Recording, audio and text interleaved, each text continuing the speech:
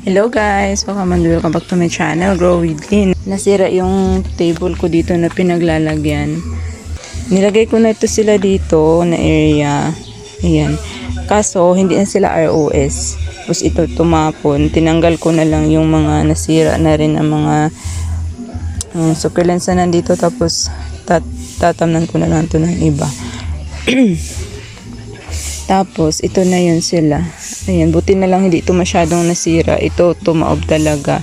Pero, naayos ko rin naman. Buti na lang talaga itong si Korean rosette, guys. Hindi na sira. Kasi, pangalawang taob na niya. Tapos, kung kakaayos ko lang nito, tapos kaka-stable lang din niya.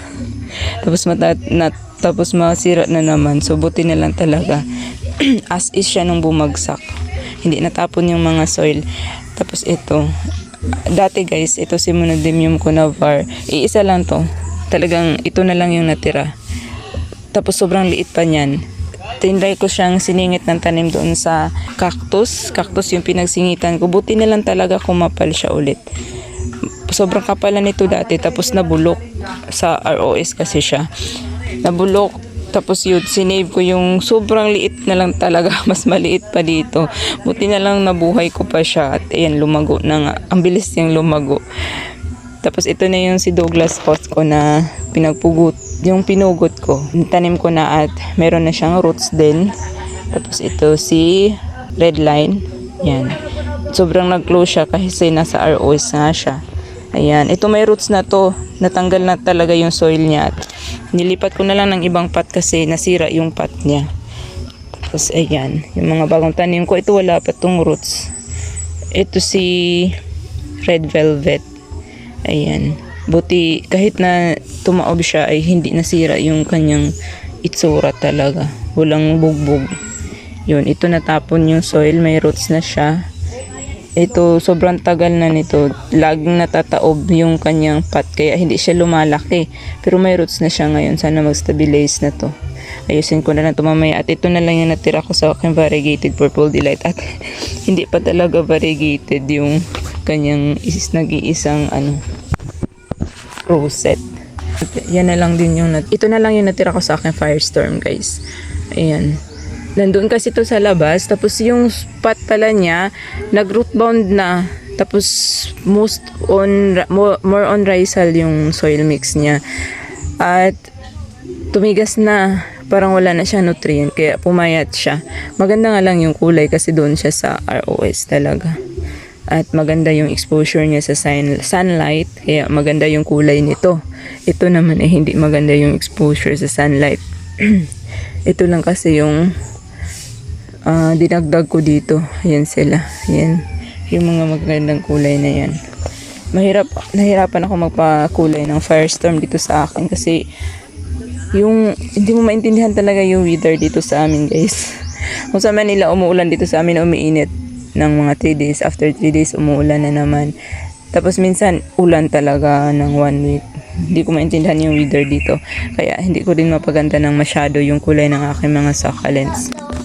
Bala ko to silang ilipat sa ROS pero ipa-stable ko muna kasi nga nasira yung mga roots nila, 'di ba? Nagalaw.